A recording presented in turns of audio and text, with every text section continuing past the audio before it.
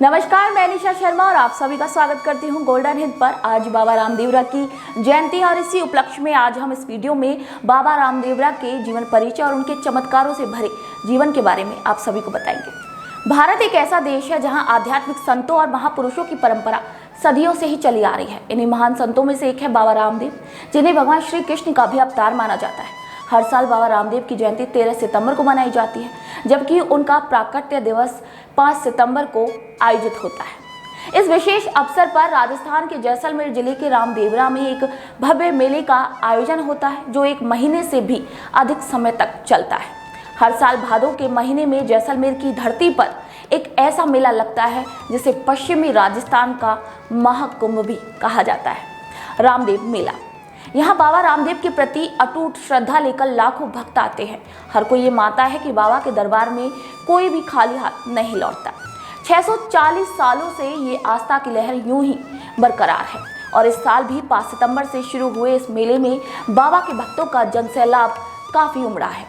बाबा रामदेव न केवल राजस्थान के बल्कि समूचे भारत के लोक देवता भी माने जाते हैं। उनका जन्म 1409 ईस्वी में पोखरण के शासक अजमाल सिंह तंवर के घर हुआ था। उनका जीवन बचपन से ही चमत्कारों से भरा हुआ था। उन्होंने अपने गुरु बालीनाथ से शिक्षा प्राप्त की और समाज में सुधारक की एक भूमिका निभाई। रामदेव जी का एक उद्देश्य था कि समाज में जात पात और छुआछूत को पूरी तरीके से समाप्त करें। उन्होंने बाल्यकाल में ही भैरव राक्षस का संहार किया, जो उनके ओजस्वी और चमत्कारी व्यक्तित्व का एक प्रमाण था।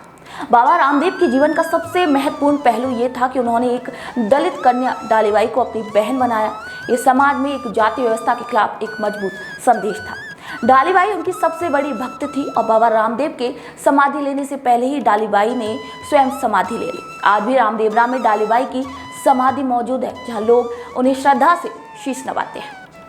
वही बाबा रामदेव के चमत्कारों की कई कहानियां हैं जो आज भी लोगों के मन में जीवित है। सबसे प्रसिद्ध है कपड़े के घोड़े का चमत्कार, जिसमें बालक रामदेव ने दर्जी की धोखाधड़ी के बावजूद कपड़े के घोड़े को आकाश में उड़ा दिया था।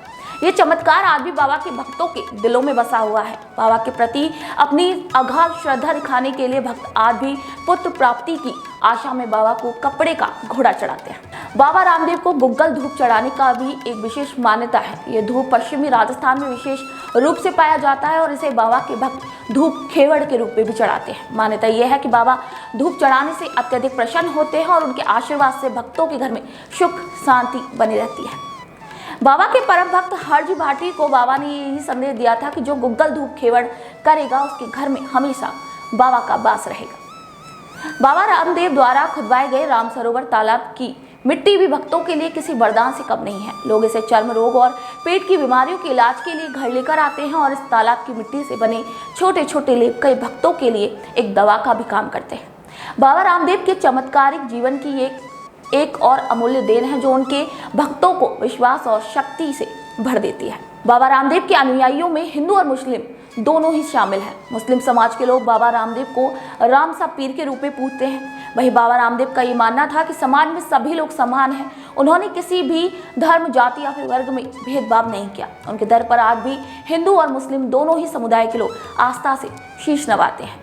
राजस्थान के जैसलमेर जिले में स्थित रामदेवरा, जिसे रुणेचा भी कहा जाता है, उसमें बाबा रामदेव जी का एक मुख्य मंदिर है। यहाँ हर वर्ष भाद्रपद शुक्ल पक्ष की द्वितीय से एकादशी तक मेला लगता है, जिसमें लाखों श्रद्धालु बाबा के दर्शन के लिए आते हैं। ये मेला सामाजिक एकता और समर्पण का एक प्रतीक है, जहाँ जाति धर्म के भेदभाव को भुलाकर सभी लोग एक साथ आते हैं। हर साल यहाँ बाबा रामदेव के प्राकट्य दिवस के उपलक्ष्य में रामदेवरा मेला भी आयोजित होता है। ये मेला भक्ति, श्रद्धा और समर्पण का एक अद्वितीय उदाहरण है। इस मेले में लाखों की संख्या में श्रद्धालु आते हैं, चाहे वे हिंदू हों या फिर मुस्लिम। सभी बाबा रामदेव की समाधि पर अपने श्रद्धा सुमन अर्पित करते हैं। इस मेले में धार्मिक अनुष्ठान के साथ साथ सांस्कृतिक कार्यक्रमों का भी आयोजन किया जाता है, जो भारतीय परंपरा और लोक संस्कृति को जीवंत रखने का एक प्रयास करते हैं। रामदेव जयंती पर इस पावन अवसर पर हम सभी को बाबा रामदेव के आदर्शों को अपनाने और उनके मार्गदर्शन में एक समरस और सौहार्दपूर्ण समाज का निर्माण करने का संकल्प लेना चाहिए। आप सभी को रामदेवरा की जयंती बहुत बहुत शुभकामनाएं।